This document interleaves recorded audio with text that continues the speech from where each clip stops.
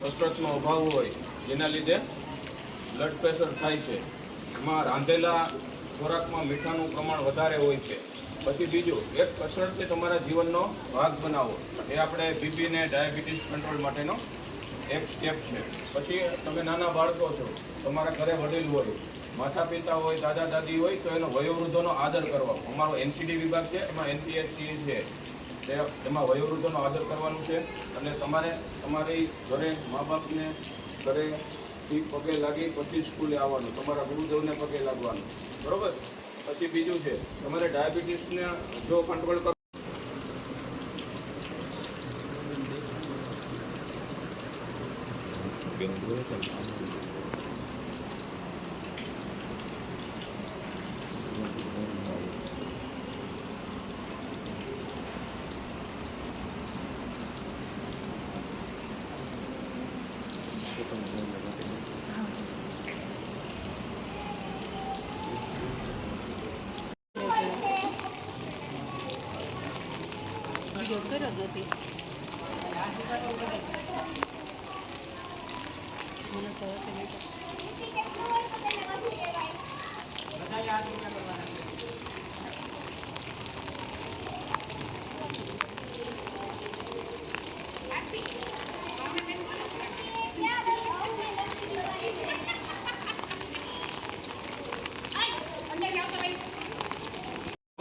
દરેક 20 વર્ષની ઉપરના વ્યક્તિઓને મૂકવાનું ફરજિયાત રાખવાનું, જેને લીધે તમારું હેલ્ધી જળવાઈ રહે અને તમને અને તમારા પરિવારમાં 30 વર્ષથી જે પણ કોઈ ઉપરના વ્યક્તિ હોય એને જાણ કરવાની. અને વધુમાં વધુ NCD વિભાગમાં ડાયાબિટીસ અને બીપીનો જે કામગીરી ચાલે છે તેનો તમે પ્રચાર કરજો અને વધુમાં વધુ માહિતી તમે લોકોને પહોંચાડજો. Thank you all of you. Health વિશેના એ તમને ઓપ્શન આપશું, એમાં તમારે એ સિલેક્ટ કરવાના ઓપ્શન, એમાંથી કયો ઓપ્શન છે જેના લીધે આપણે ડાયાબિટીસ અને બીપી કેવી રીતે કંટ્રોલ કરી શકીએ અને એને નિવારણ કેવી રીતે કરી શકીએ. બરોબર, બધા રેડી છે? સારું, હાલો હવે તમારો સમય શરૂ થઈ જાય છે. તમે બધા હાથમાં જે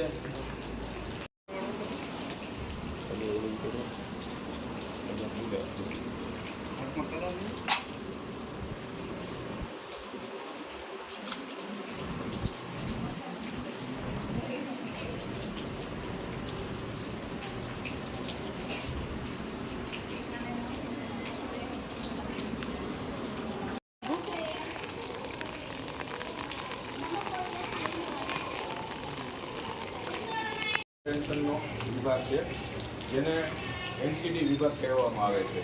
સરકારશ્રી દ્વારા અમને સૂચવવામાં આવેલ છે કે તમે વિદ્યાર્થી સ્કૂલ પાસે જઈ સ્કૂલના વિદ્યાર્થીઓ પાસે ડ્રોઈંગ સ્પર્ધાનું આયોજન રાખો.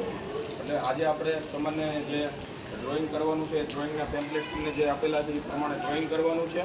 અને એક જાગૃતિ અભિયાન તરીકે આપણે કાર્યક્રમ યોજ્યો છે, જેના માટે તમને ડ્રોઈંગનો એક પહેલો આપણે પ્રોગ્રામ છે ડ્રોઈંગનો છે. ત્યાર પછી બરોબર, એટલે આરોગ્યની ક્વિઝ સ્પર્ધા છે, એમાં ખાસ કરીને બીપી માટેનો આ કાર્યક્રમ છે. બીપી કેવી રીતે કંટ્રોલ થાય એના માટેની ક્વિઝ સ્પર્ધા રાખી છે. તો અમે તમને પ્રશ્ન પૂછશું અને એમાં 4 ઓપ્શન આપશું, A ગ્રુપ અને B ગ્રુપ. પછી તમને એમાંથી ઓપ્શનમાંથી જે જવાબ આપશો એના માર્ક્સ મળશે, જેના માર્ક્સ વધુ થશે એ ટીમ વિનર થશે. બરોબર, હવે પહેલો